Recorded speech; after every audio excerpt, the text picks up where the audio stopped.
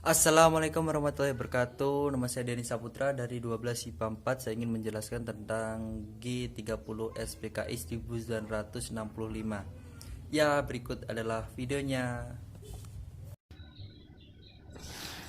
Gerakan 30 September 1965 PKI. Sejarah singkat G30 SPKI. Nah, G30 SPKI merupakan gerakan yang bertujuan untuk menggulingkan pemerintahan Presiden Soekarno dan mengubah Indonesia menjadi negara komunis. Gerakan ini dipimpin oleh D.N. Aidit yang saat itu merupakan ketua dari Partai Komunis Indonesia, yaitu disingkat PKI. Pada 1 Oktober 1965 dini hari, Letkol Untung yang merupakan anggota Cakrabirawa, pasukan pengawal istana, memimpin pasukan yang dianggap loyal pada PKI. Gerakan ini mengincar perwira tinggi TNI Angkatan Darat Indonesia. 3 dari 6 orang yang menjadi target langsung dibunuh di kediamannya, sedangkan lainnya diculik dan dibawa menuju lubang buaya. Jenazah ketujuh perwira TNI Angkatan Darat itu ditemukan selang beberapa hari kemudian. Nah, ini beberapa tokoh yang dibunuh tersebut. Pejabat tinggi yang menjadi korban.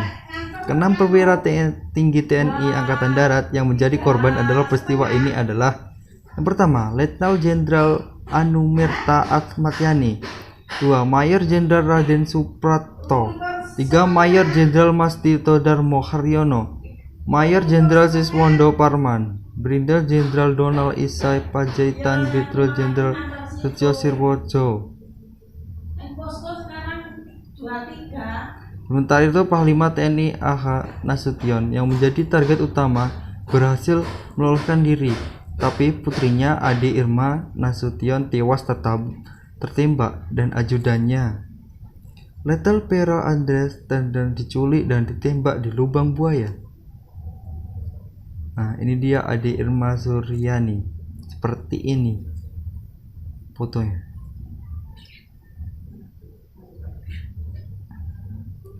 Keenam jenderal di atas berserta Letupure Tenden kemudian ditetapkan sebagai pahlawan revolusi sejak berlakunya UU nomor 20 tahun 2009. Gelar ini juga diakui sebagai pahlawan nasional.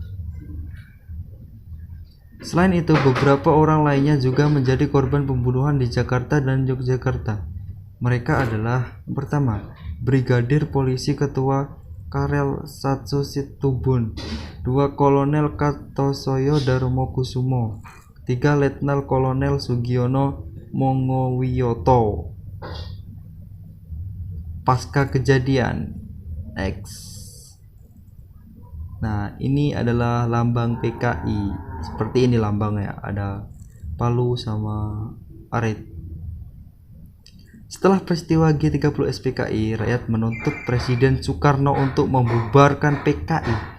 Soekarno kemudian memerintahkan Mayor Jenderal Soeharto untuk membersihkan semua unsur pemerintahan dari pengaruh PKI. Soeharto bergerak dengan cepat. PKI dinyatakan sebagai penggerak kudeta dan para tokohnya diburu dan ditangkap, termasuk D.N. Aidit yang sempat kabur ke Jawa Tengah tapi kemudian berhasil ditangkap. Anggota organisasi yang dianggap simpatisan atau terkait dengan PKI juga ditangkap. Organisasi-organisasi tersebut antara lain Lekra, CGMI, Pemuda Rakyat, Barisan Tani Indonesia, Gerakan Wanita Indonesia, dan lain-lain. Masih banyak. Berbagai kelompok masyarakat juga menghancurkan markas PKI yang ada di berbagai daerah. Mereka juga menyerang lembaga, tokoh, kantor, dan universitas yang dituding terkait PKI. Pada akhir 1965, diperkirakan sekitar 500.000 hingga 1 juta anggota dan pendukung PKI diduga menjadi korban pembunuhan, sedangkan ratusan ribu lainnya diasingkan di kamp konsentrasi. Langkah untuk menumpaskan G30 SPKI. terus berlanjut dengan sejumlah operasi yang dijalankan. Di antaranya adalah operasi Trisula di Blitar Selatan serta operasi Kikis di perbatasan Jawa Tengah dan Jawa Timur. Melalui operasi penumpasan tersebut, para tokoh PKI berhasil ditangkap. Ketua PKI DN Aidit yang dituding sebagai dalang pemberontakan ditemukan tewas tertembak dalam operasi tersebut. Sementara sebagian tokoh PKI diadili di Mahkamah Militer Luar Biasa Mahmilu dan beberapa lainnya mendapat sanksi lain.